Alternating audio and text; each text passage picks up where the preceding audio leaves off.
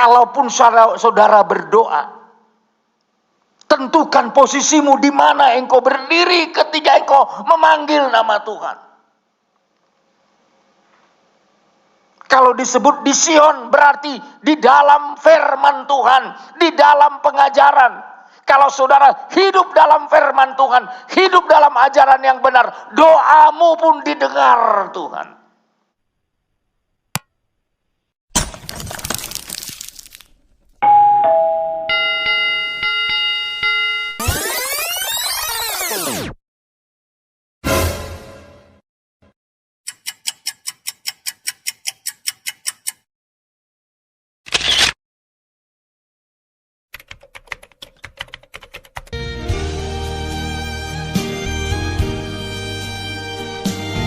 Bapa, kami ingin menerima firman-Mu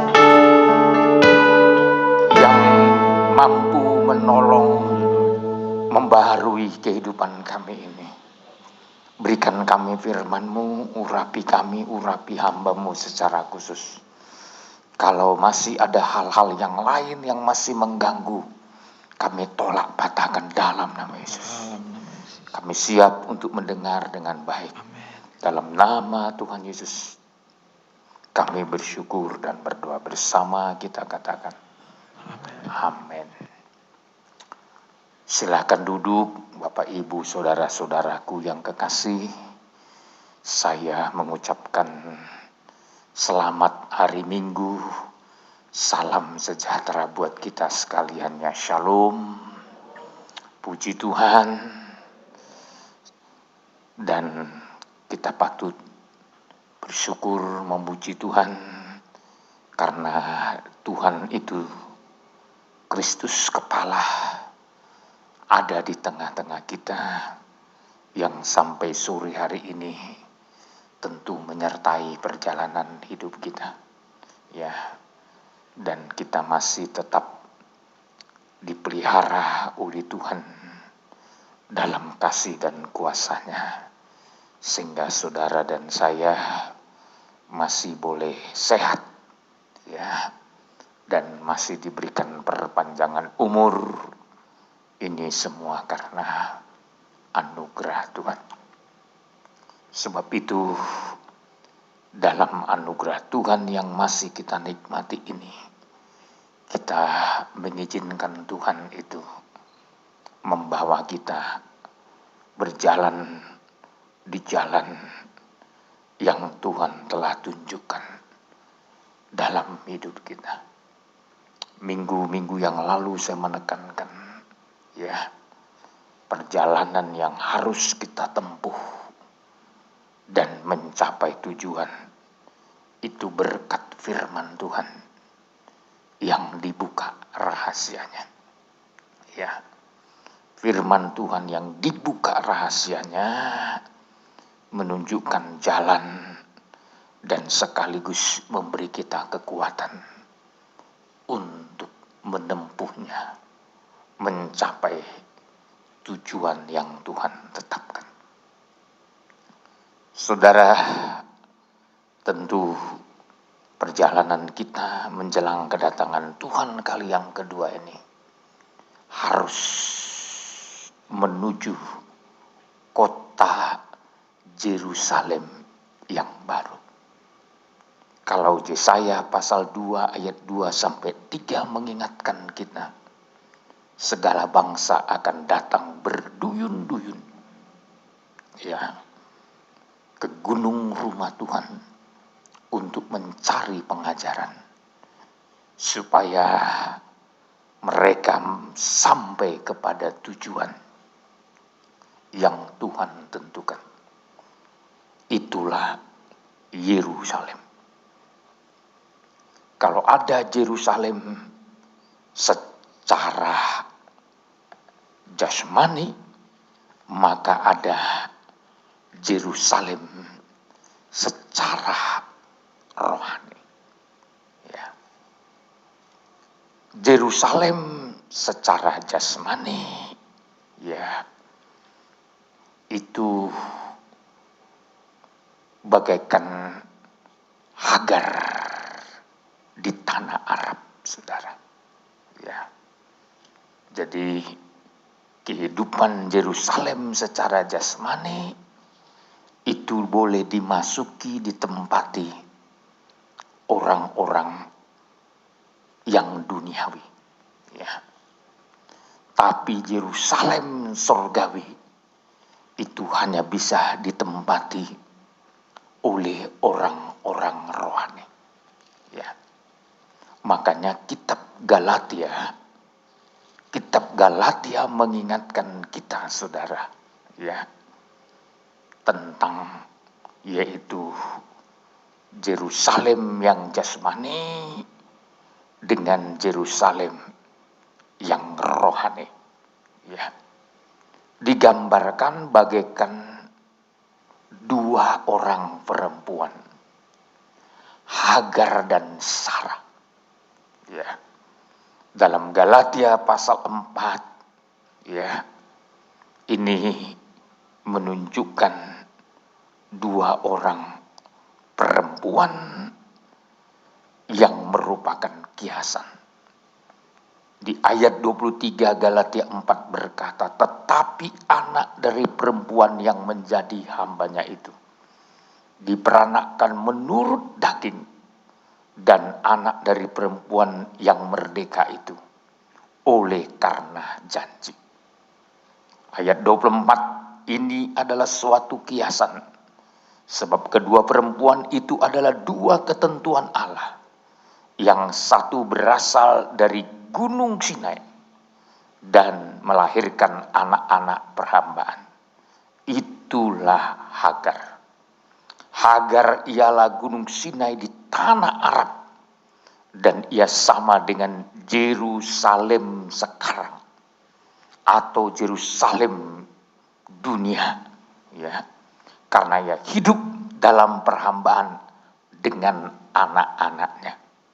Ayat 26, tetapi Yerusalem surgawi adalah perempuan yang merdeka, dan ialah ibu kita. Kitab Galatia menunjukkan dua kota Yerusalem. Yang satu kota Yerusalem yang sekarang, itulah Yerusalem duniawi, ya. Yang satu lagi Yerusalem yang surgawi, ya. Tentu perjalanan kita akan menuju kota Yerusalem yang surgawi, ya. Siapa yang boleh tergabung masuk dalam Yerusalem yang surgawi? Adalah orang-orang yang merdeka, ya. Orang-orang yang mengalami kelepasan, orang-orang yang sudah dibebaskan, ya. Dimulai dibebaskan dari kehendak setan, ya, kehendak dunia, dan kehendak diri sendiri, ya. Saudara, tiga kehendak inilah yang memperbudak manusia sehingga tidak mengalami kemerdekaan.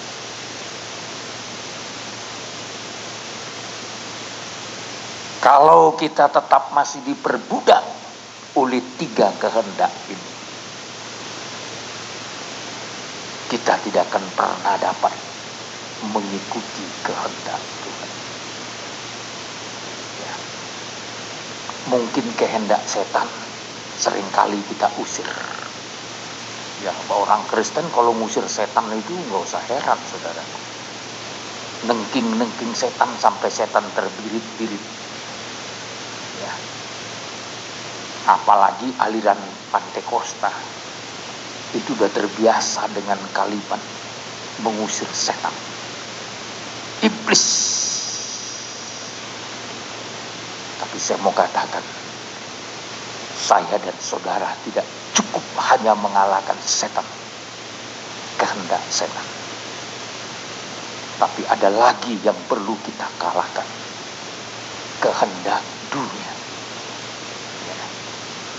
Dan yang terakhir yang perlu kita kalahkan, kehendak diri sendiri, daging kita. Baru kita disebut orang-orang merdeka. Saudara, melalui firman Tuhan, Tuhan ingin saudara masuk kota Yerusalem yang baru. Yerusalem sorgawi.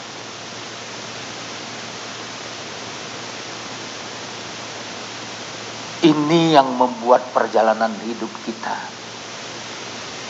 mencapai bukit. Oleh sebab itu saya berkali-kali mengatakan, untuk memasuki Yerusalem sorgawi itu, kita harus berjalan dalam perjalanan salib. Ya. Minggu yang lalu saya tekankan, ada jalan yang harus kita hindari, supaya kita tidak celaka, saudara. Supaya kita tidak hancur bersama dunia. Supaya kita tidak kacau balau dalam hidup kita, dalam nikah kita.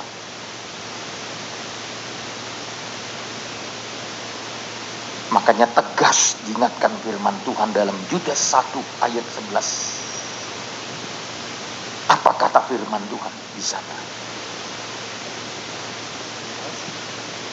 11, celakalah mereka mengikuti jalan yang ditempuh Kain. Stop sampai di sini.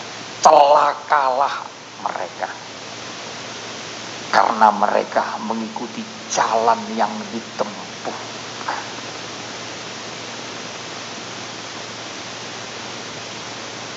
Alkitab tegas menunjukkan bahwa orang yang berjalan menempuh jalan yang ditempuh Kain celaka, binasa.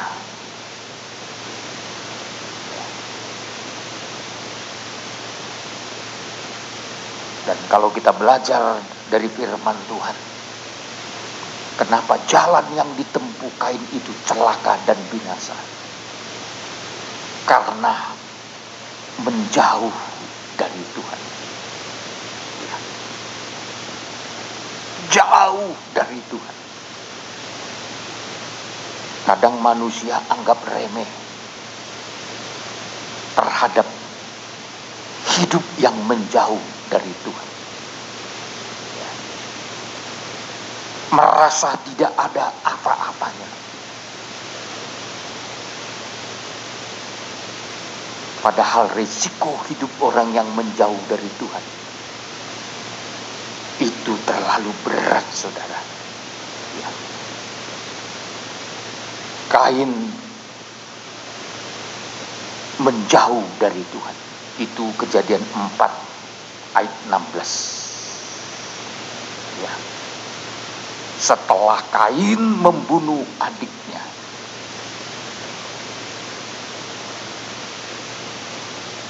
akhirnya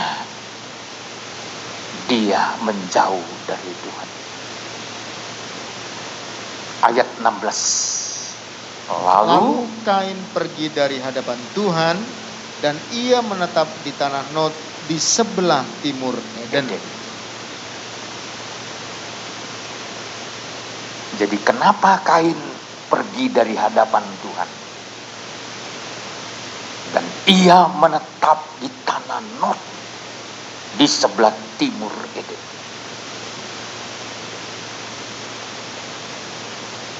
Penyebabnya adalah dosa. Dosa membunuh. Dan yang dia bunuh bukan siapa-siapa, adik kandungnya sendiri.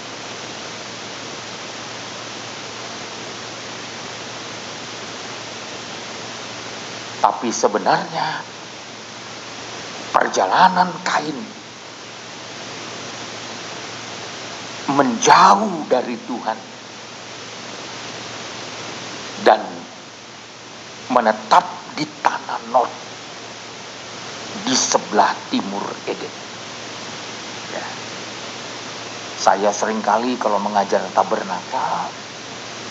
tabernakel itu menghadap ke timur, saudara. Jadi pintu gerbang itu menghadap ke timur.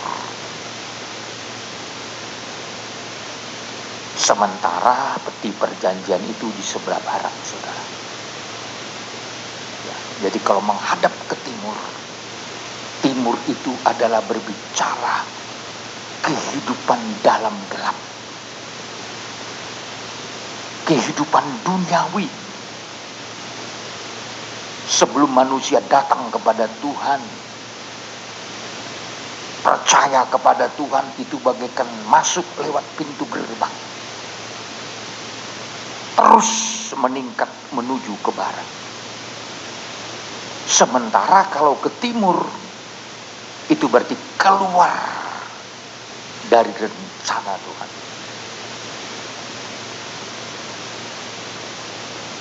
Jadi Kain, kenapa jalan Kain celakalah orang yang mengikuti jalan yang ditempuh Kain. Celakalah orang-orang yang menjauh dari Tuhan. Orang jauh dari Tuhan memang pada awalnya nggak kelihatan ada bencana. Bahkan mungkin jauh dari Tuhan lebih sehat, lebih hebat, lebih kaya dan lain-lain. Kain punya pengalaman yang demikian. Setelah dia jauh dari Tuhan, bukan langsung rontok, bukan. Bukan langsung miskin, bukan.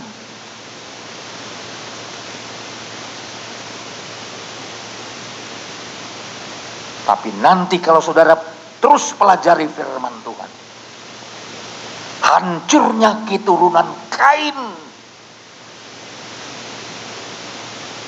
setelah air bah datang, melenyapkan manusia. Tuhan menghukum dunia lewat air bah. Satu orang pun keturunan Kain tidak ada yang selamat.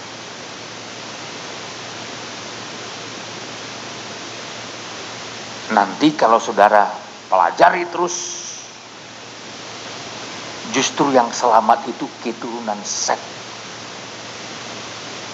Nuh itu keturunan Set.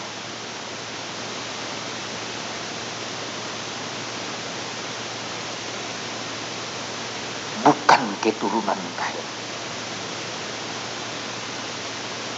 Dan kalau saudara lihat keturunan Kain, hebat-hebat saudara. Ya.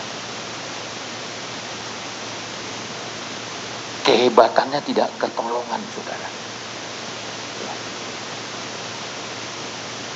Keturunan Kain secara lahiriah sukses. Itu dalam pasal 4 saudara. Di ayat 17 dikatakan Kain bersetubuh dengan istrinya dan mengandunglah perempuan itu lalu melahirkan Henok.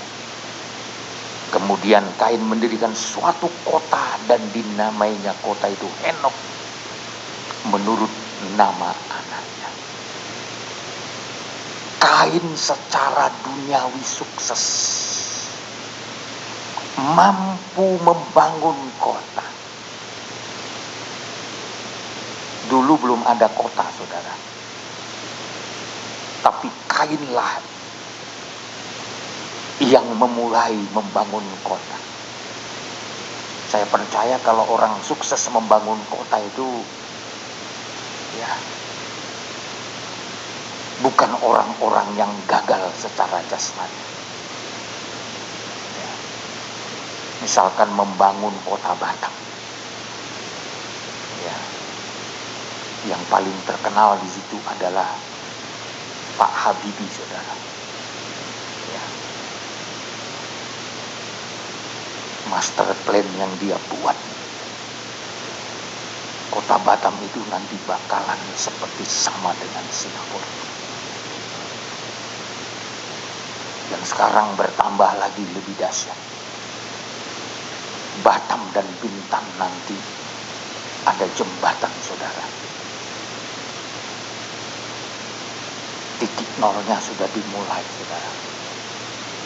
Rancangan ketinggian jembatan, panjangnya jembatan, dengan konstruksinya sedang dipersiapkan. Jadi nanti Batam dengan Bintan itu, waduh, menjadi kota favorit, saudara.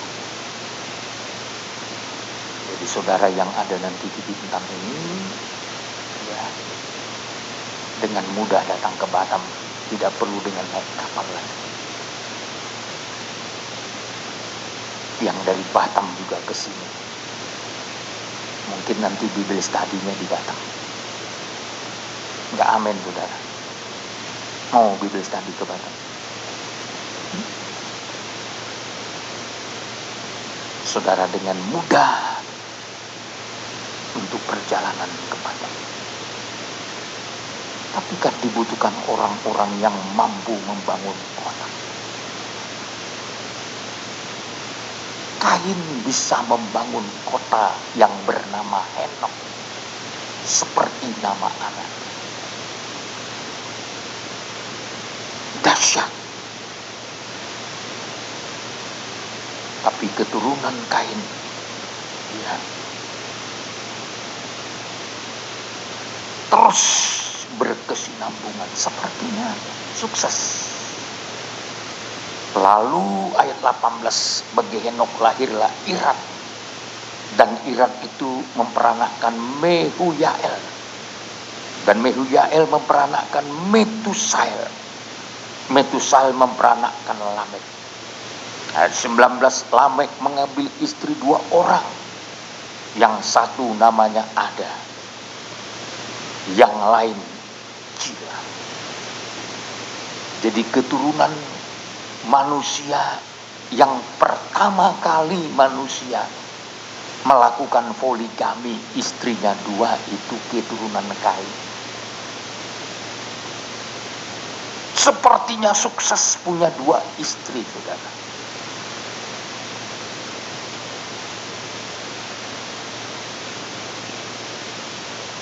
Siapa yang mulai poligami di dunia ini? Keturunan Kain. Siapa yang mulai bisa membangun kota di dunia ini?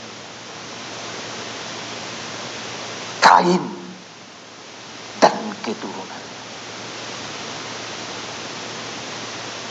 Selanjutnya ayat 20, Ada itu melahirkan Yabal, ialah yang menjadi bapak orang yang diam dalam kemah dan memelihara ternak. Keturunan Kainlah pengusaha peternakan pertama di dunia.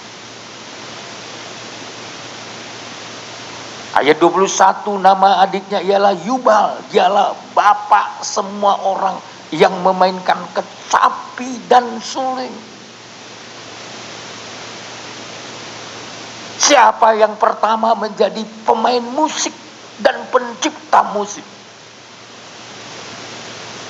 Keturunan Kain. Oh, ini sukses ya.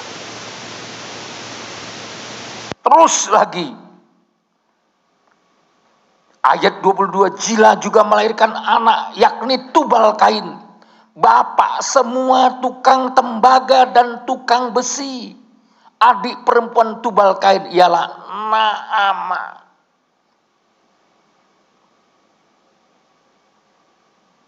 Dari mulai membangun kota sampai membuat peternakan, sampai menciptakan musik dan memainkannya. Bahkan tukang tembaga, tukang besi, itu dimulai dari orang-orang keturunan Kain. Sukses. Padahal firman Tuhan katakan celaka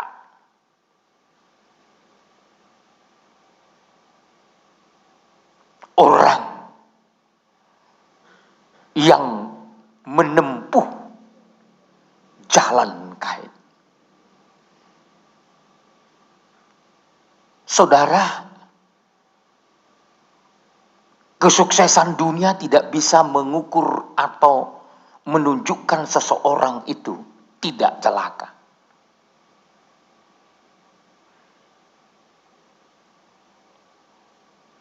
Orang yang menjauh dari Tuhan itu sepertinya sukses. Sepertinya nggak kena penyakit, sepertinya aman-aman saja.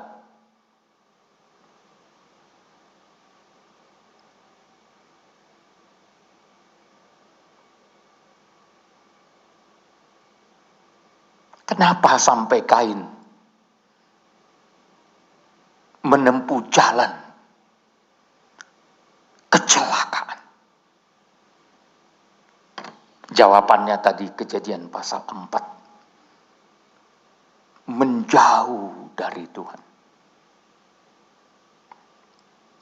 Menetap di tanah Nod, di sebelah timur Eden.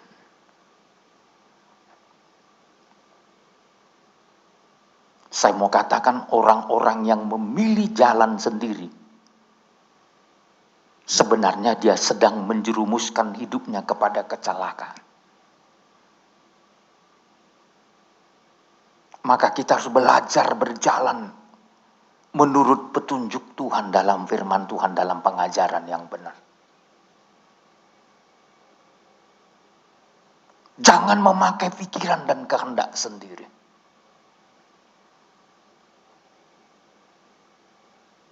Tapi ini sebenarnya rusaknya Kain itu dimulai dari ibadahnya tidak berkenan di mata Tuhan. Dia beribadah, tapi ibadahnya tidak diterima Tuhan. Persembahannya ditolak Tuhan. Maka saya mau katakan ibadah menentukan perjalanan kita berikutnya. Maka jangan main-main dalam bicara ibadah. Jangan tidak serius beribadah.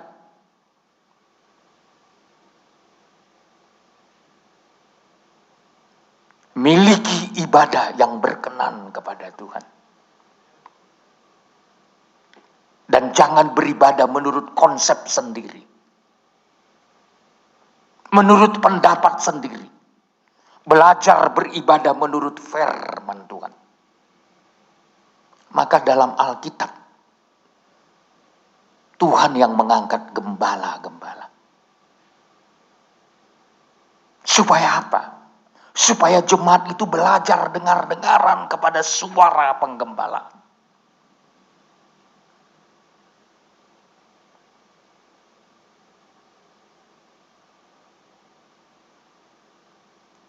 Kain mengalami kehancuran. Kebinasaan bukan hanya dia. Sampai anak cucu cicitnya. Maka sebagai orang tua, saran saya kepada saudara. Belajar beribadah dengan benar. Supaya tertolong anak cucu cicitmu. Kalau Anda tidak beribadah dengan benar, sebenarnya Anda sedang merusak generasimu dan generasi yang akan datang. Anda memberikan teladan yang tidak benar kepada anak cucu cicitmu.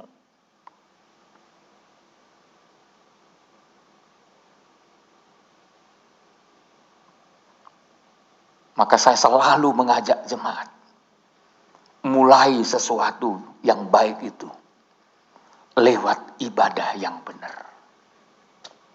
Amin. Mulai sesuatu. Apapun yang Anda kerjakan, dasari lebih dulu dengan beribadah yang benar. Mau diberkati, rahasianya ibadahmu harus benar. Mau melihat pembelaan Tuhan, mau melihat berkat Tuhan, mau lihat pertolongan Tuhan, mau lihat keistimewaan dari Tuhan, belajar beribadah dengan benar. Biar kita menikmati perbedaan antara orang yang beribadah dengan yang tidak beribadah.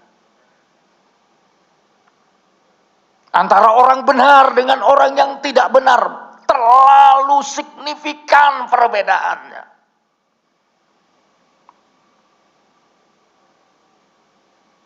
Termasuk ibadah itu berkaitan dengan pelayanan. Saya lihat aja kalau jemaat atau pelayan-pelayan atau hamba Tuhan main-main soal melayani. Tidak menghargai panggilan pilihan Tuhan. Tidak menghargai tabisan yang Tuhan berikan kepadanya.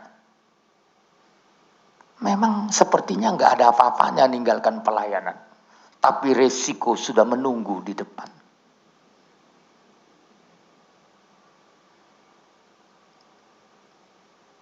Dan saya lihat dalam Alkitab, orang yang tidak serius menghargai Tuhan dalam ibadah dan pelayanan. Tidak tanggung-tanggung, Tuhan pun mau bunuh dia. Saya melihat anak Harun yang bernama Nadab dan Abihu. Alkitab mencatat Tuhan membunuhnya.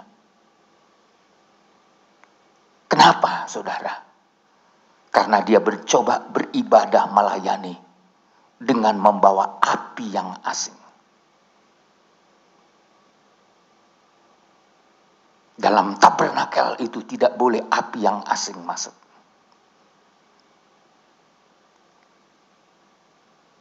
Api itu berbicara semangat. Tidak boleh semangat di luar kuasa firman Roh Kudus. Ada banyak orang semangat beribadah, semangat melayani. Tapi semangatnya bukan dari Tuhan, bukan dari firman. Hanya orang kan semangat beribadah, semangat melayani kalau dipuji-puji. Coba dikoreksi. Takut saya langsung lompat meninggalkan pelayanan.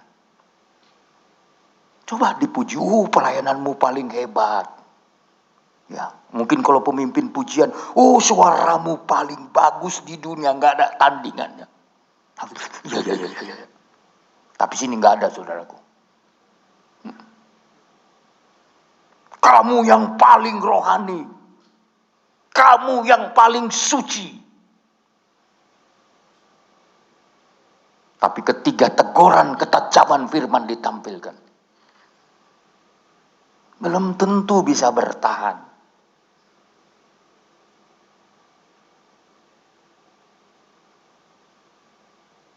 Melayani dan beribadah tidak boleh semangat yang lain kecuali semangat dari Tuhan. Karena cinta Tuhan, karena mengasihi Tuhan, karena takut akan Tuhan. Kalau semangatnya yang lain, mungkin semangat karena dikasih uang. Itu nanti akan Tuhan bunuh sendiri. Kalau digaji mau melayani, kalau nggak digaji nggak mau melayani. Itu api yang asing. Tanyakan sekarang, saudara. Orang mau melayani sepertinya rohani. Tapi ada semangat yang lain yang mendorong dia. Maka tidak salah kalau Nadab dan Abihu Tuhan bunuh.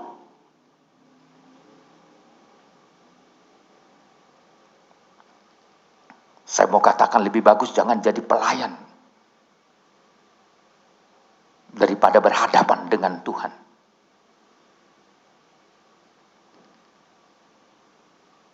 Nggak boleh main-main, saudara.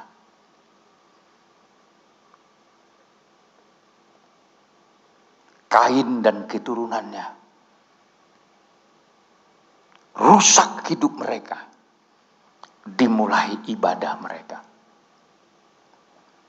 Ibadah yang salah membuat seseorang itu makin lama makin jauh dari Tuhan. Maka saya selalu mengingatkan kita, mari kita mohon kemurahan Tuhan. Biar lewat ibadah kita makin dekat dengan Tuhan. Makin lama makin memahami kehendak Tuhan. Makin lama makin mengerti rencana Tuhan. Seperti lagu kita itu kan. Indah rencanamu Tuhan. Tidak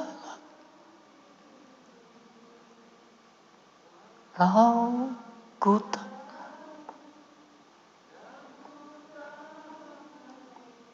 semua jalanmu dulu ku tak tahu Tuhan, berat ku rasakan hati menderita dan ku tak berdaya menghadapi semua. Dulu kita tidak tahu, tapi harusnya makin lama beribadah, makin lama ikut Tuhan, makin mengerti rencana Tuhan.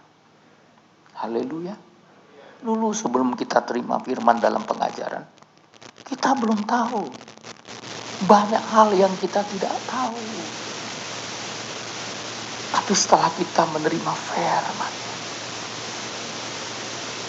apa yang dulu kita tidak tahu, sekarang kita tahu.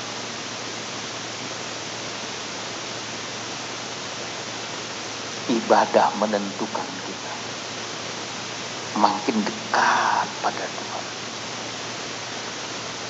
atau makin jauh dari hadapan Tuhan. Dan semua orang yang memilih jauh dari Tuhan, saya lihat hancur semua.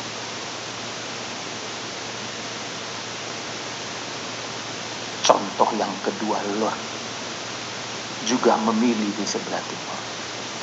Hancur.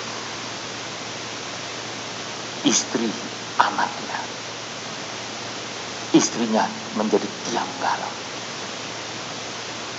2 orang putrinya menjadi bangsanya Moab dan Amon.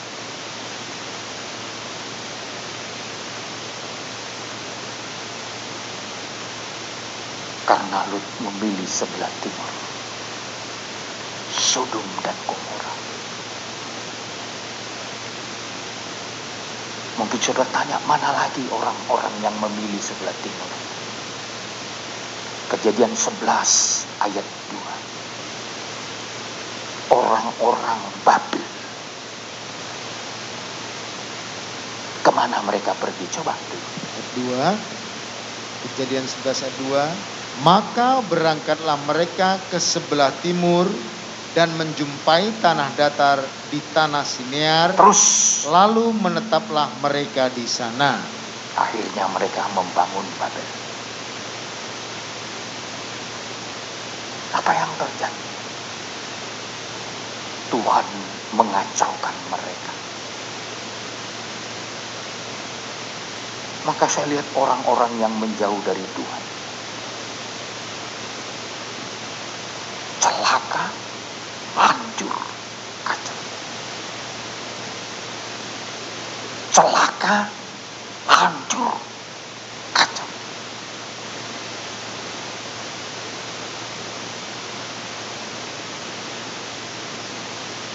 Susah kalau sudah celaka, hancur dan kacau. Kalau udah berakhir dalam kecelakaan dan kehancuran dan kekacauan, aduh,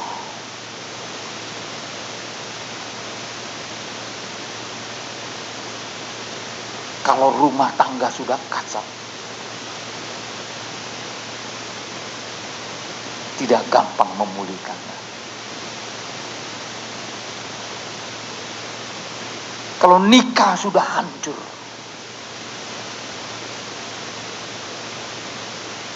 tidak gampang untuk menyatukannya.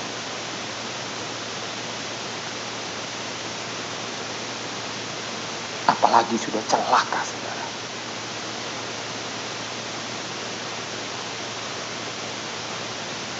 Maka ada nyanyian kita dalam Pesalo, biarlah nikah kita menurut teladan Tuhan.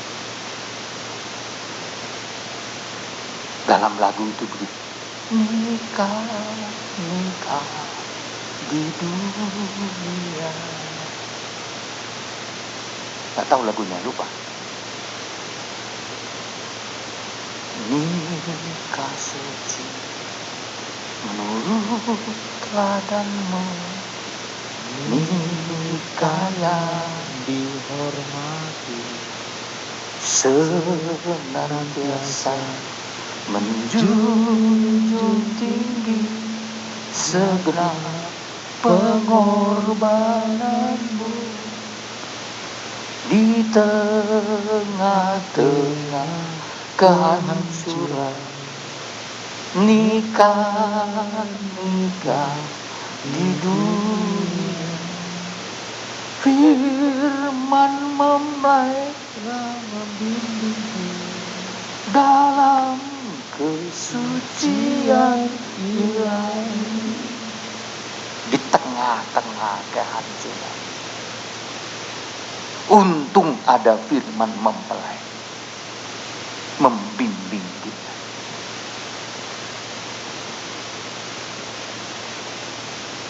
Maka pengajaran mempelai Alkitabiah, saya yakin kalau kita terima dan kita hayati dan kita lakukan, juga akan memulihkan hidup dan nikah. Haleluya.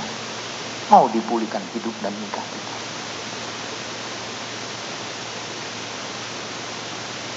Tuhan mau tolong kita dari celaka, dari kehancuran, dari kekacauan.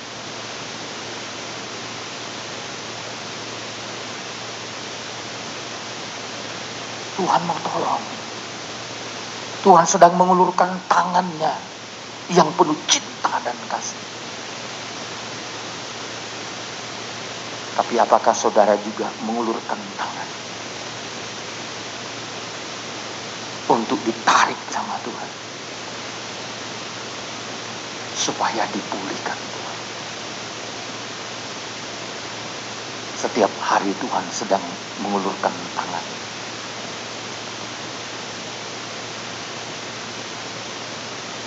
untuk menolong nikah-nikah kita, menolong hidup kita dari celaka, dari kehancuran, dari kekacauan.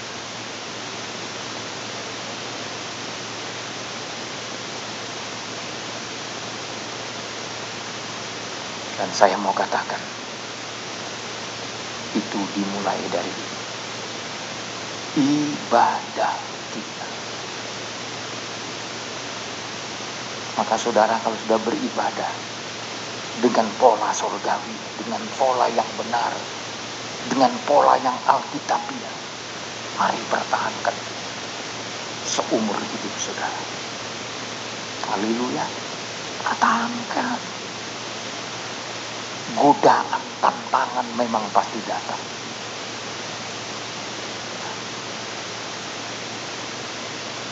Serangan dari setan pasti datang. Iblis tidak senang kalau saudara berada dalam ibadah yang berpolakan kerajaan surga.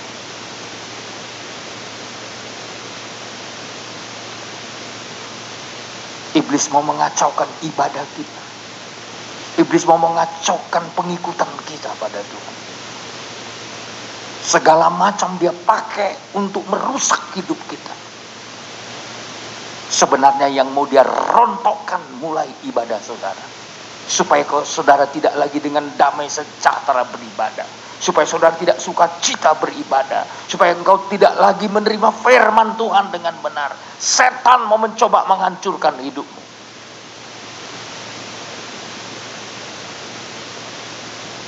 Kita harus bangga dengan pengakuan pemazmur. Dia sangat bersuka cita kalau ada orang yang mengajaknya ke rumah Tuhan beribadah. Makanya saudara, kalau ada orang mendorong saudara beribadah kepada firman Tuhan, seharusnya saudara mengangkat tangan dan bersyukur, Tuhan terima kasih. Orang itulah sahabat yang setia. Itulah suami yang setia. Itulah istri yang setia. Kalau saudara masih didorong beribadah dengan benar.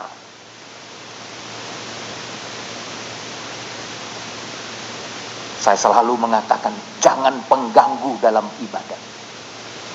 Istri jangan mengganggu ibadah suaminya. Suami jangan mengganggu ibadah istrinya. Orang tua jangan mengganggu ibadah anak-anaknya. Anak-anak jangan mengganggu ibadah orang tuanya.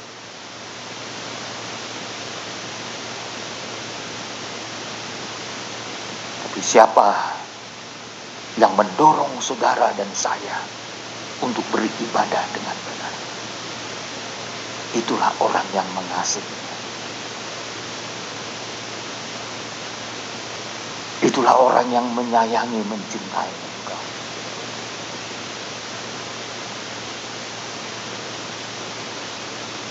Haleluya. Bersyukur saudara, didukung sama suami, didukung sama istri. Ada banyak keluarga meremehkan ibadah. Istrinya mau serius, tidak didukung suaminya. Atau suaminya mau serius, nggak didukung istrinya. Kadang-kadang ada perkataan negatif lagi. Oh, percuma kau beribadah, percuma kau beribadah. Mana ada kata percuma beribadah. Di dalam ibadah itu Tuhan mau mengerjakan hidup kita jadi baik dan benar. Haleluya. Saudara juga sama anak-anakmu jangan sampai ngomong gitu. Percuma kamu beribadah. Mulai besok kau gak usah beribadah. Nanti dia gak beribadah jadi penjahat narkoba baru saudara tahu. Baru jungkir balik saudara berpuasa. Bukan bilang kan kamu yang membuat dia begini. Kata-katamu yang melukai dia.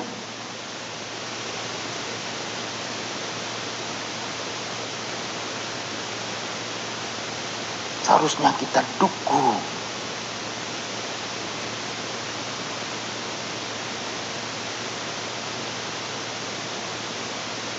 Firaun saja pada akhirnya mendukung bangsa Israel beribadah. Bahkan minta doa sama Musa. Firaun loh. Sekeras hati Firaun akhirnya mendukung. Minta doa sama Musa.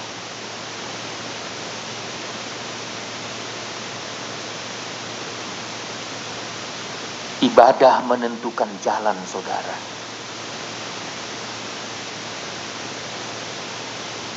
Ke barat atau ke timur. Kalau ke timur jauh dari Tuhan.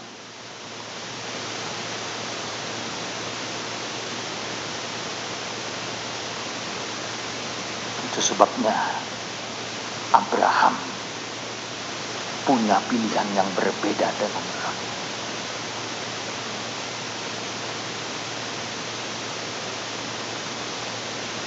Pilihan Abraham mengikuti apa yang Tuhan kehendaki.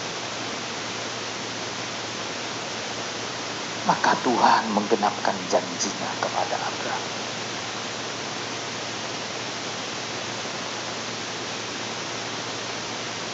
Maka saudara, mari suasana pandemi COVID-19 ini kita masih Tuhan berikan kesempatan seperti itu. Kalau Anda lihat Eropa sekarang, kembali lockdown.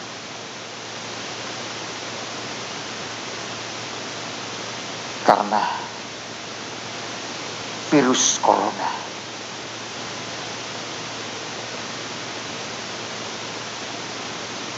Yang bermutasi. Kembali sekarang, kembali. Korea Selatan juga begitu. Kiranya Tuhan tolong kita, terutama di Bintang ini. Tapi saya dengar penyebarannya cepat ya. Dulu sudah mulai agak aman kita di Bintang. Cepatnya bukan main, saudara. Kita mohon kemurahan Tuhan untuk melindungi kita. Haleluya. Ya. Maka pemerintah memikirkan bagaimana caranya untuk saudara mendapatkan vaksin. Dan tidak perlu takut, nggak ada chip di sana, nggak ada. Saya sudah disuntik, saudara. Nggak ada chip. Roh saya masih menyala-nyala, menyembah dan melayani Tuhan. Anda masih boleh dengar firman dari mulut saya ini.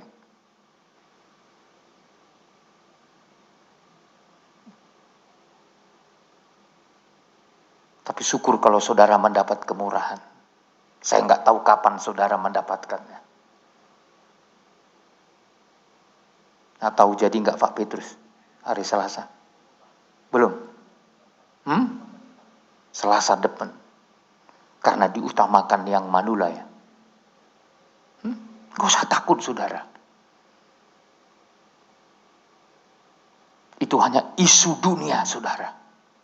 Sedangkan disuntik vaksin saja belum menjamin kita kebal saudara. Makanya masih disuruh pakai protokol kesehatan. Sampai imun kita lebih mampu melawan penyakit itu. Saya bersyukur sama Tuhan, saya sudah disuntik vaksin Ebola dulu. Saya juga sudah disuntik vaksin paru-paru untuk seumur hidup. Jadi makanya kalau ada virus yang lain mau masuk, langsung imun saya melawan. Makanya saya pernah, rapid ya. Langsung reaktif. Baru saya ingat, oh saya rupanya udah pernah disuntik vaksin Ebola. Vaksin paru-paru. Makanya kalau saya dirapid, pasti reaktif saudara. Karena imunnya langsung lihat, ada musuh masuk, serang katanya. Jadi tugas vaksin itu tuh untuk menyerang musuh. Musuh dalam daging, bukan musuh dalam roh. Musuh dalam roh itulah dosa. Kalau dosa memang harus diserang oleh Roh Kudus yang ada pada kita. Yesus, kau keluar kau dalam nama Yesus. Kita harus kenal musuh dalam roh kita apa. Musuh dalam tubuh kita apa.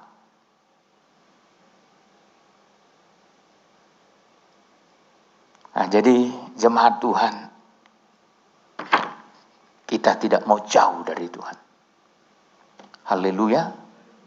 Mau dekat sama Tuhan lewat ibadah. Ini biar mantap saudara. Ya. Karena kedatangan Tuhan sudah sangat dekat. Saya tidak mau menafsir aneh-aneh. Tapi kalau terus berkelanjutan seperti ini terus, pandemi ini tidak berakhir. Tidak heran dapat membunuh seperempat penduduk dunia di bumi. Kalau seperempat penduduk bumi telah tewas, berarti Wahyu 6 Wahyu 7:8 mulai tergenapi. Kedatangan Tuhan sudah di ambang pintu. Tapi kan kalau melalui penyakit sampar ini kan matinya kan pelan-pelan. Tentu membutuhkan waktu yang lama. Ini baru 1 tahun loh ya. Kalau ini sampai 5 tahun. Begini, waduh. Saya tidak heran kalau kelaparan pun akan menyusul untuk membunuh kita. Dan biasanya kalau ada kelaparan, akan muncul bencana yang berkelanjutan, perang. Karena manusia akan berusaha menaklukkan manusia yang lain.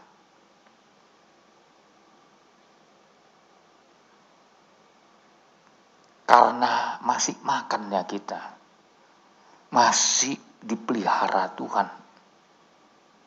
Tuhan masih bikin rasa aman di dunia ini. Coba nggak ada lagi mau dimakan.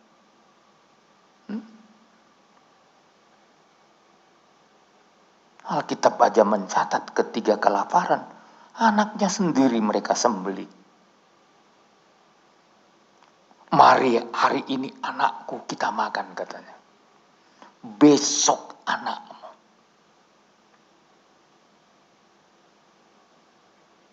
Mana ada ibu tega menyembelih anak. Tapi Alkitab mencatat saudara, akibat dari kelaparan, sadis.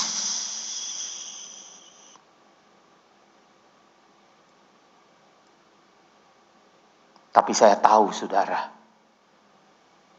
sebelum itu terjadi semua, gereja Tuhan sudah disingkirkan. Haleluya. Mau disingkirkan bersama dengan Tuhan.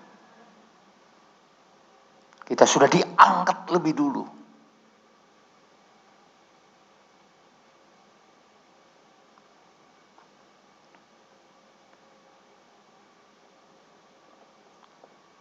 Perjalanan hidup kita. Sekali lagi harus mantap. Tidak menempuh jalan kain.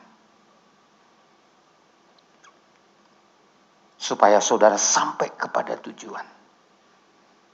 Tempuhlah jalan yang ditunjukkan Tuhan. Maka Mazmur 84 ayat 7 sampai ayat 8. Terutama di jalan yang sukar ini. Saudara harus berjalan menghadap tempat di mana Tuhan berada. Haleluya. Haleluya. Ayat 7 dimulai Pak. Ayat 7. Apabila melintasi lembah Baka. Apabila melintasi lembah Baka. Terus. Mereka membuatnya menjadi tempat yang bermata air. Terus. Bahkan hujan pada awal musim menyelubunginya dengan berkat. Ya. Kenapa? Teruskan. Mereka berjalan makin lama makin kuat. Mereka berjalan makin lama makin kuat. Terus. Hendak menghadap Allah di Sion. Jadi kalau jalan saudara menuju Sion, sasarannya untuk ketemu dengan Tuhan, sasarannya untuk berjumpa dengan Tuhan, perjalanan Anda akan makin lama makin kuat. Anda terhindar dari jalan celaka.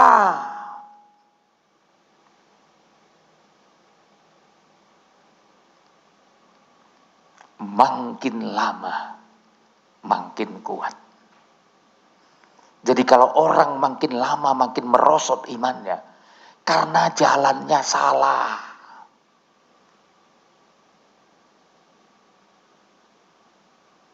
Saya kalau ketemu dengan jemaat, gimana imannya sekarang?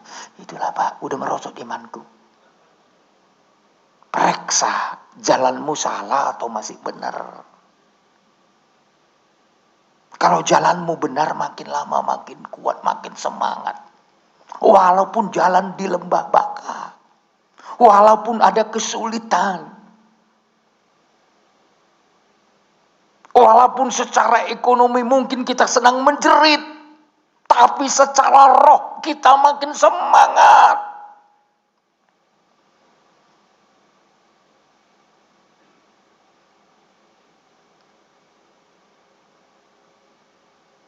Manusia batinia, saudara, dibaharui dari hari ke hari. Makin kuat. Makin punya pengharapan. Karena menghadap ke Sion. Karena saudara menghadap ke peti perjanjian. Karena saudara menghadap ke barat. Tempat di mana Tuhan berkedudukan.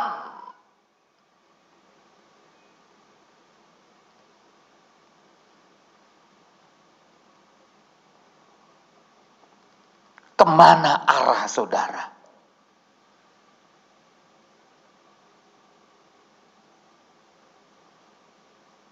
Menentukan kekuatanmu dalam perjalanan ini. Apalagi ke Sion, ke Yerusalem yang baru. Kalau saudara mendengar dalam ibadah Bible Study saya sampaikan, Yesus masuk kota Yerusalem. Ketika Yesus masuk kota Yerusalem, ada 3 kelompok. Ada 2 kelompok yang memprihatinkan. Kalau Anda belajar itu dalam kitab Matius pasal 21, dari mulai ayat 7 dan seterusnya. Kelompok yang pertama, kelompok murid-murid, ditugaskan untuk melepaskan keledai agar ditunggangi Yesus masuk kota Yerusalem.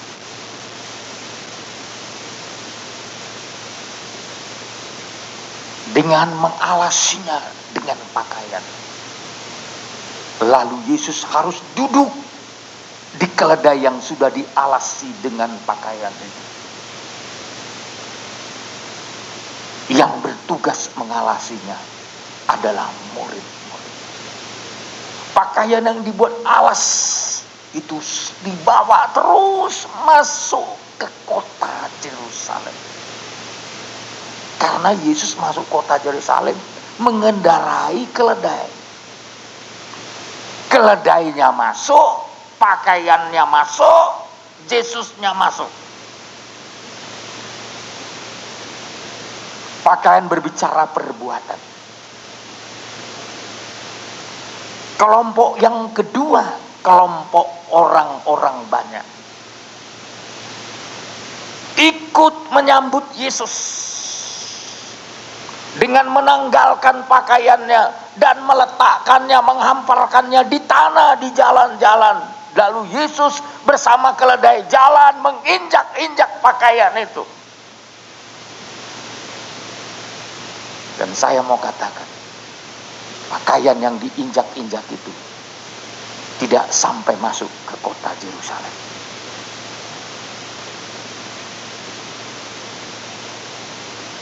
Perbuatannya seperti baik, tapi tidak dibawa masuk sampai ke Yerusalem. Ada banyak orang Kristen memang sepertinya perbuatannya baik, tapi apa artinya kalau tidak menuju kota Yerusalem? Kelompok yang ketiga memberikan ranting-ranting. Ranting-ranting, kalau itu dibikin menyambut Yesus di jalan-jalan, itu bikin kotor jalan.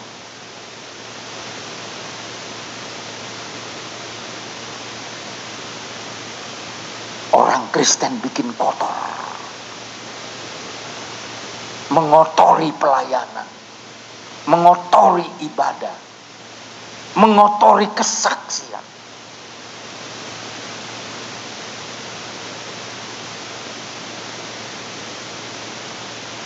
Kita jangan jadi jemaat yang bikin kotor, saudara.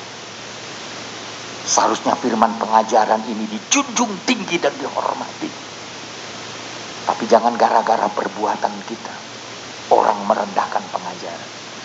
Kan seringkali gitu, percumanya pengajaran. Padahal oknumnya yang gak benar.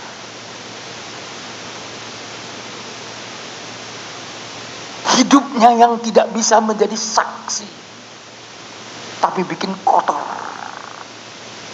Kadang ngaku-ngaku lagi dari Alpha Omega. Kami dari jemaat Alpha Omega. Sebenarnya itu ngotorin, saudara. Masih banyak yang lain yang baik, saudara. Tapi karena 1-2 orang yang hidupnya tidak memiliki kesaksian hidup yang benar, bikin kotor pelayanan. Ibarat menyambut Yesus dengan ranting-ranting. Tahu ranting? Kalau ranting udah lepas dari pohonnya, itu ranting kering. Menurut Yohanes pasal 15, itu sudah dekat untuk dikumpulkan lalu dibakar.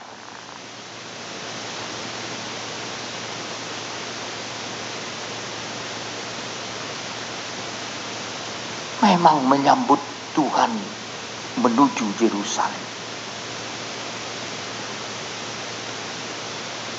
hanya satu yang bisa sampai. Golongan murid, perbuatan murid-murid. Itu yang ditunggangi sampai masuk Yerusalem. Yang lain, kalau pakaian dihamparkan di tanah, pakaian itu jadi kotor. Kalau ranting-ranting dipakai menyambut, apalagi kalau diletakkan di tanah.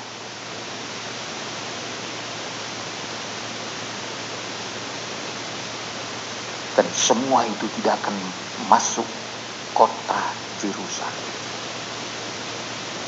Jadi perbuatan yang benar adalah perbuatan yang sampai masuk kota Yerusalem yang baru. Golongan murid, golongan yang mau dengar-dengaran kepada pengajaran. Maka Alkitab mencatat dalam kitab Yesaya, setiap pagi aku mempertajam pendengaranku untuk mendengar seperti seorang murid. Ia membuka telingaku dan aku tidak memberontak.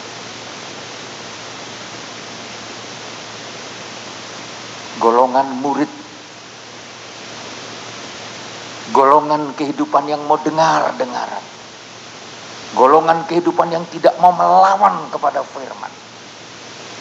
Itulah golongan yang perbuatannya masuk sampai kota Yerusalem.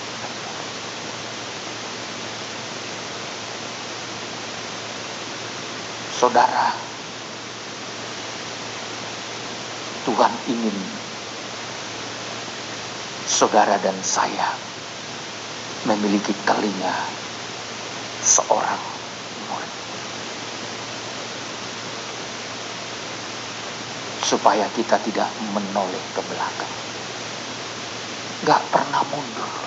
Coba kalau saudara betul-betul hidup dalam pengajaran, akan pernah mundur. Semangat terus, melayani pun semangat. Kami pribadi semangat melayani karena firman pengajaran. Kita baru pulang dengan Pak Asibuan dari pulau, saudara. Kalau sulitnya perjalanan ke sana, sulit bagi kita sebenarnya. Apalagi saya ya, sudah tidak seperti dulu, saudara. naik sepeda motor, dihempas-hempas. Waduh, mau patah rasanya badan saya ini semua. Kepak-kepuk. Tengah malam naik pompong, saudara, mau pulang ibadah. Ya, dalam hati saya, kapan dah sampainya pompong ini? Saya udah lemas, udah ngantuk, mau tidur nggak bisa, mau kemana? Tak bisa meletakkan badan, saudara. Ya. Tapi semangat dalam hati ini masih semangat. Ya. Saya masih ingin membuka pelayanan-pelayanan yang baru. Di depan, di Pulau Tiga itu ada 500 jiwa orang Nias yang belum terjangkau. Di depan pulaunya si Pardede itu ada 1000 kakak lebih penduduknya, tapi hanya 2 keluarga orang Kristen. Saya bilang itu harus segera kita menangkan, biar 2 keluarga itu menjadi benih di daerah itu untuk memenangkan 1000 keluarga. Saya masih semangat, saudara. Maka saya bilang sama Pardede, saya bilang sama tim, saya bilang sama ibu, 2 bulan lagi saya ke sana. Tapi kalau 2 bulan lagi saya ke sana, kita harus beli speed 1. Amin. Jemaat mau dukung nggak? Supaya saya bisa ke situ. Apalagi perlu cepat karena banyak buaya. Dibutuhkan transportasi yang cepat supaya jangan dikejar buaya kita. Speednya sudah disiapkan di samping gereja. Ada yang jual. Harganya 30 juta. Lengkap mesin dan bodinya. Sebenarnya itu udah murah, saudaraku. Mesin saja itu, mesin 40 PK itu udah hampir 50 juta satu.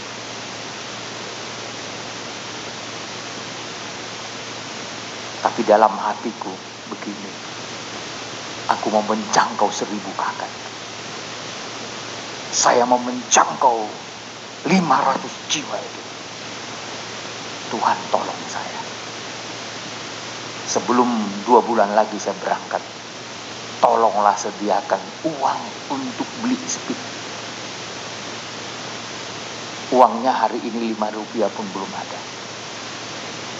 Tapi dengan iman saya percaya Tuhan akan sediakan. Demi 1000 kepala keluarga, demi 500 jiwa orang Nias. Kalau saudara terbeban, saya berikan peluang. Tapi saya tidak tahu apakah masih bisa bertahan itu speednya. Belum laku selama 2 bulan ini. Saya belum tahu. Kalau Tuhan kehendaki, itu kita pakai menjadi transportasi kita untuk menyeberang. Dan sekaligus untuk tiap minggu, hamba-hamba Tuhan boleh bergantian melayani ke sana. Kalau naik pompong, saudaraku, waduh, taulah kata-kata. Kapan sampainya, saudara? Apalagi Pak Gembala naik pompong sana, kata-kata. Sampai ke sana hidung udah pada hitam semua. Karena kenal poster. Maka saya himbau jemaat di masa sukar ini, biarlah hatimu yang tergerak. Kalau saudara mau, kalau nggak mau pun nggak apa-apa, nggak ada paksaan. Siapa yang punya beban untuk jiwa loh ya. Karena kami ke sana sudah nggak ada transport lagi. Akibat pandemi COVID-19, saudaraku, transportasi umum itu nggak ada lagi. Kenapa? Tumpur semua. Tak laku. Kami bisa ke sana itu karena perusahaan itu memberikan speedboatnya untuk dipinjam tapi bayar minyak sendiri. Uang minyaknya aja 3 juta saudara, belum tekong ya.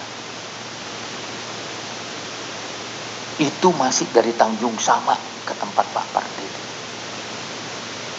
Gak ada transport, dulu ada transport, karena tumpur semua gak ada lagi.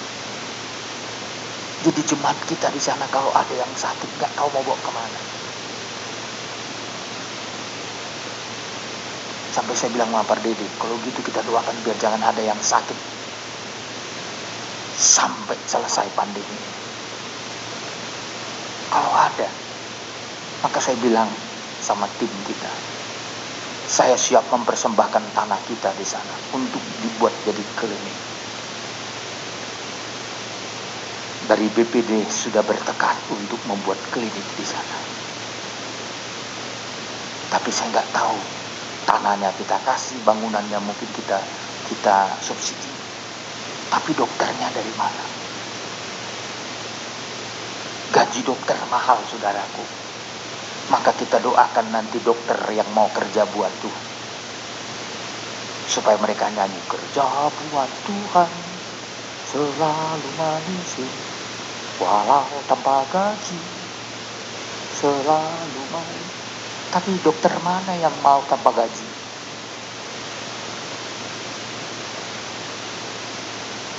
Kalau Anda di sini masuk sekolah dokter, tapi setelah itu membuang diri di ladangnya Tuhan. Haleluya. Ini bukan dongeng saudara, ini kenyataan.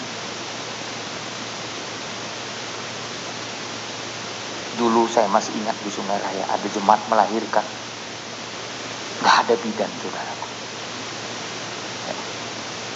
Lalu anak itu keluar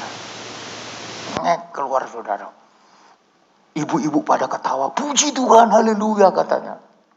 Anaknya dikeluarin, hari-harinya tinggal di dalam. Namanya ibu-ibu yang gak ngerti saudara.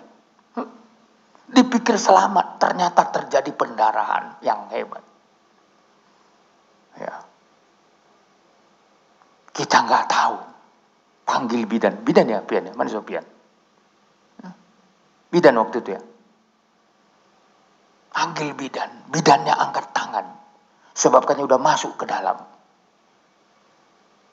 Harus dibawa keluar dari Sungai Raya. Malam itu juga kami harus keluarkan.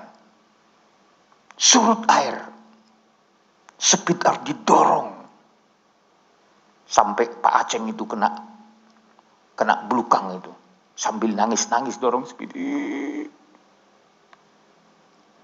Akhirnya kita sampai ke tepi air dan terus jalan. Akhirnya kita antar ke Tanjung Batu. Dari Tanjung Batu ditolak dokter, kita bawa terus sampai ke Karimun. Itu perjuangan melahirkan aja di sana itu tak gampang saudara. Nggak tahu nih si Purba ini kenapa suka di pulau terus. Sebenarnya tempat bunuh diri di situ kalau nggak ada hikmat Tuhan. Anak-anak nggak bisa sekolah karena jauhnya sekolah. Puji Tuhan sekarang ada guru dari pendidikan luar sekolah yang rela mengajar. Karena anak Tuhan. Maka saya tanya di hatiku, masih adakah dokter yang mau melayani tanpa gaji?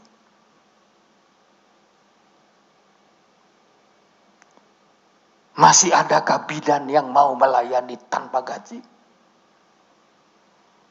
Masih adakah perawat yang mau melayani tanpa gaji?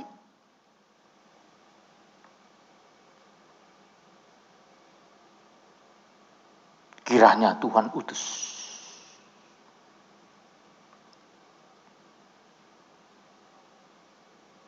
Jadi semangat itu hanya bersumber dari Tuhan. Kita tidak akan berpaling ke belakang kalau kita masih bisa dengar-dengaran akan firman Tuhan. Maka ketika menghadap ke Sion, maka makin lama makin kuat. Jadi kalau kita tetap memandang kepada kota Yerusalem yang baru, ingin berjumpa dengan Tuhan, ingin bersama dengan Tuhan selama-lamanya, memang semangat.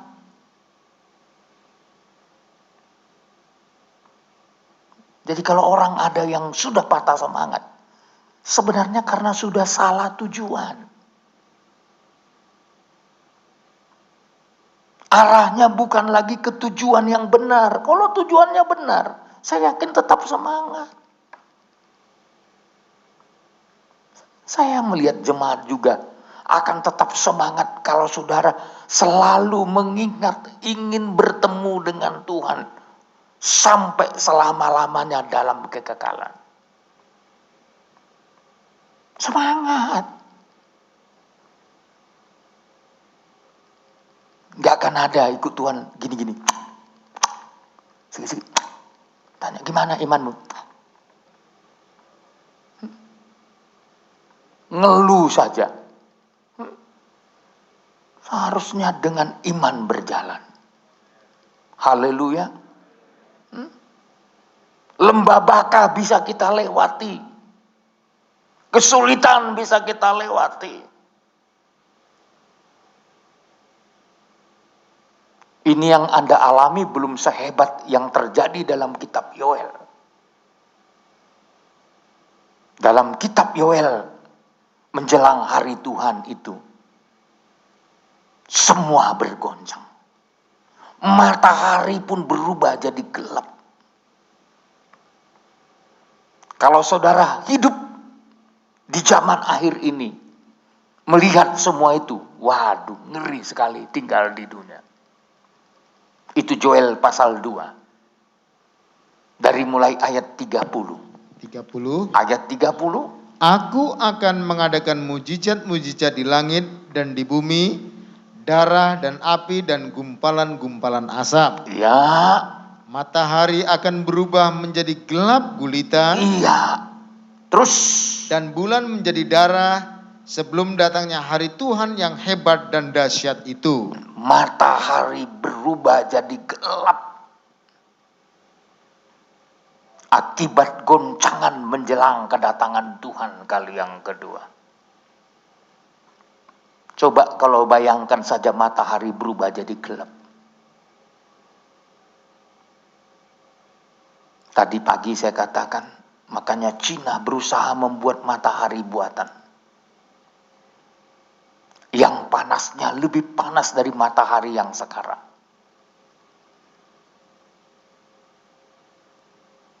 Cina berarti sudah menduga bakalan ada persoalan pada matahari. Berubah jadi gelap.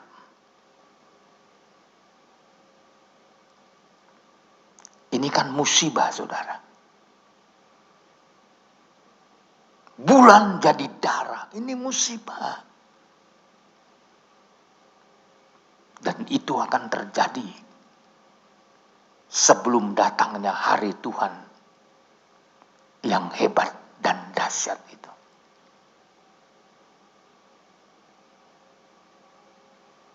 Tapi saudara tahu, siapa yang akan selamat dari musibah yang akan datang ini?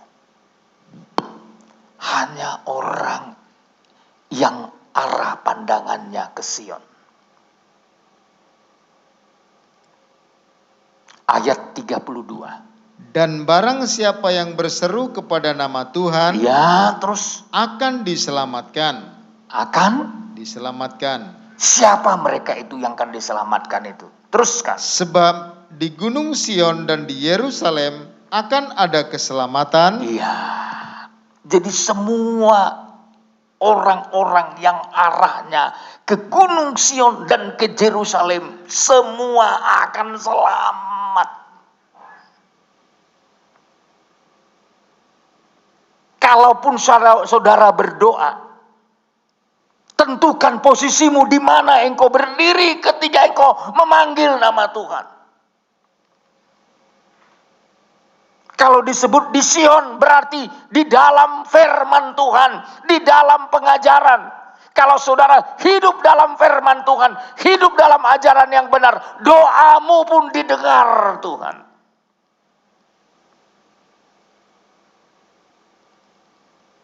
Barang siapa berseru dalam nama Tuhan akan diselamatkan.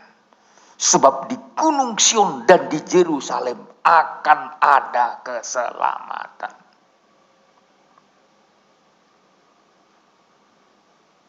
Jadi menghadap ke Sion dalam posisi yang benar. Bukan saja kita makin lama makin kuat, terjamin keselamatan saudara.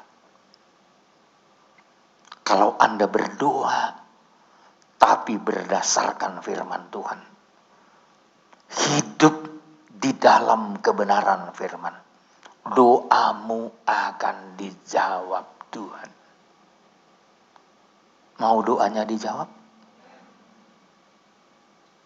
Yang saudara butuhkan ke depan ini, di tengah goncangan ini, keselamatan. Kalau matahari sudah berubah jadi gelap, waduh. Apalagi itu berbulan-bulan bahkan bertahun. Apa enggak mengerikan dunia ini?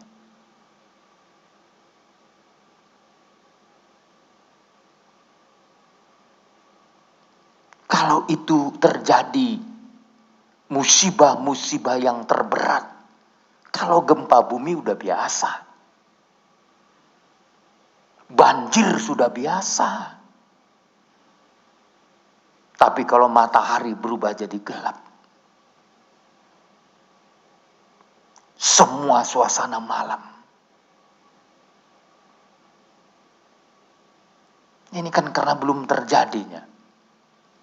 Kalau gelap terus 1 minggu aja, tak ada terbit matahari, gelap suasana malam. Betapa menakutkan tinggal di dunia ini. Kalaupun mendung masih ada terangnya sedikit. Tapi kalau sudah gelap mataharinya,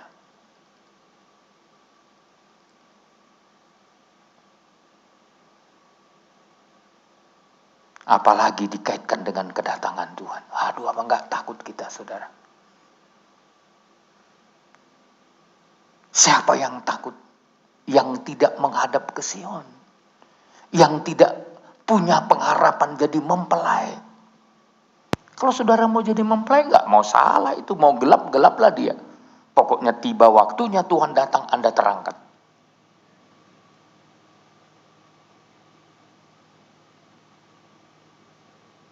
Dan Anda akan menyaksikan kuburan-kuburan terbelah nanti.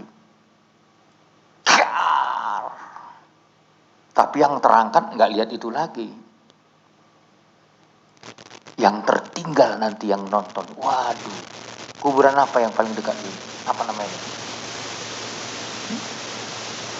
Jadi kalau saudara pas di situ lewat, Anda akan lihat nanti orang mati dalam Tuhan keluar dari kuburan itu. Baru saudara nangis karena Anda tertinggal. Kalau Anda sudah disingkirkan, Anda nggak melihat itu lagi.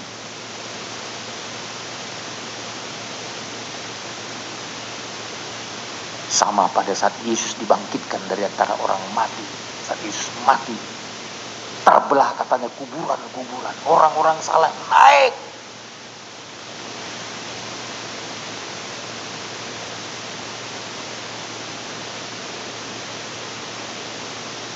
Dan Alkitab mencatat, sekali-kali kita tidak akan mendahului mereka yang mati dalam Tuhan.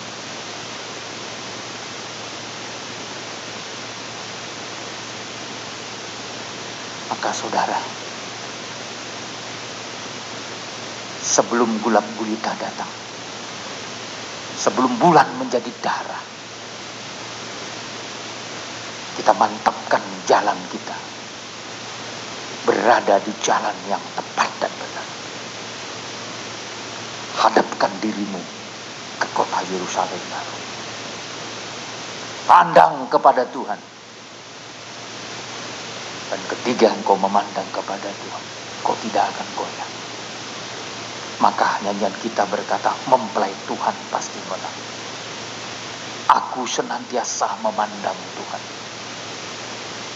Dia yang berdiri di sebelah kananku, dan aku tidak goyah. Dan sore hari ini, mari lewat pengajaran yang besar ini, kita mempersiapkan diri untuk masuk kota Yerusalem yang baru. Haleluya. Walaupun lembah Bakah kita lewati, salib menjadi perjalanan hidup kita. Minta hatimu dikuatkan Tuhan untuk tetap cinta Tuhan sampai Maranatha, Yesus datang kembali. Waktu kita sampai di sini, kita lanjutkan pada kebaktian kita yang akan datang. Kita bersyukur kepada Tuhan. Kita memandang kepada Tuhan. Kita tahu perbuatan Tuhan itu luar biasa. Haleluya. Kita nyatakan kepada Tuhan, ku tetap cinta. Ku tetap cinta. Walau badai datang menerpa kita, kita tetap cinta Tuhan. Oh, haleluya. Inilah rasa syukur kami Tuhan. Ajar kami mengasihi Tuhan. Walaupun kami berjalan dalam lembah Bakah, berikan kami kekuatan.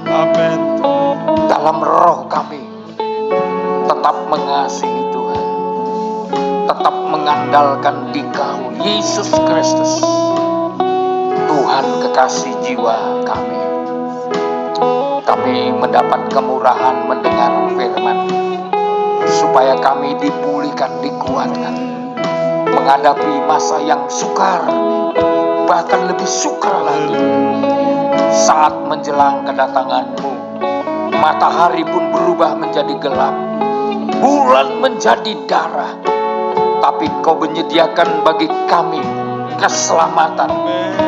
Dan barang siapa berseru dalam nama Tuhan akan diselamatkan. Kami berseru dari tempat ini Tuhan, bahwa Yesus Kristuslah keselamatan kami. Yesus Kristuslah kemenangan kami. Yesus Kristus menguatkan hati iman kami. Dan roh kami tetap dipelihara oleh Tuhan. Kau lihat seluruh jemaat-Mu dalam segala pergumulan mereka. Tuhanlah jawaban. Bahkan juga Engkau yang menjawab seluruh kebutuhan kami, rohani dan jasmani. Tersedia jalan keluar, tersedia berkat. Berkati seluruh jemaat. Bela dan pelihara mereka. Cukupkan kebutuhan mereka. Sesuatu yang macet Tuhan buka jalan. Walaupun di tengah-tengah pandemi COVID-19 ini, orang percaya diistimewakan. Orang percaya dibela dan dipelihara. Orang percaya diberkati oleh Tuhan. Secara khusus kami berdoa untuk Pak Philip, supaya Tuhan campur tangan menyembuhkan penyakit wasitnya. Kami berdoa bersama di tempat ini. Engkau jamah dia. Engkau sembuhkan oleh bilur-bilur Yesus. Jamah dan sembuhkan. Supaya beliau tidak terganggu baik bekerja maupun ibadah. Jamahan Tuhan, perpanjangan umur, kesehatan, itulah jaminan dari Engkau. Kami serahkan dia dalam tangan Tuhan. Seluruh jemaat-Mu yang lain, kalau ada yang sakit, Tuhanlah yang menyembuhkan. Sekali lagi, segala persoalan hidup, nikah, dan semuanya kami pertaruhkan dalam tangan Tuhan. Hamba berdoa berkati mereka yang bekerja di Tanjung Uban, di luar Tanjung Uban, bahkan di luar negeri. Tetap Tuhan memberkati. Kami yakin Tuhan semuanya akan lebih baik karena dalam rancangan Tuhan. Kami berdoa untuk kota di mana kami berada, kota Tanjung Uban, Provinsi Kepri ini tetap dalam pembelaan Tuhan. Persembahan jemaat Tuhan berkati, baik persembahan ucapan syukur, tatangan khusus, perpuluhan, semua korban-korban mereka balaskan berlipat-lipat kali ganda untuk kemuliaan bagi Tuhan. Sebentar kami akan pulang dengan membawa berkat Tuhan. Saudara-saudara, arahkan hatimu ke sorga. Terimalah berkat Tuhan, kasih karunia dari Tuhan Yesus Kristus, cinta kasih dari Bapa Surgawi, penyertaan dari kuat kuasa Roh Kudus ada menyertai, memberkati saya dan saudara sekarang dan sampai selama-lamanya. Kita adalah keluarga Allah, satu dalam rohnya, satu pengajaran, satu di dalam ikatan kasih Tuhan. Kita keluarga Allah, kita keluarga Allah, kita keluarga Allah.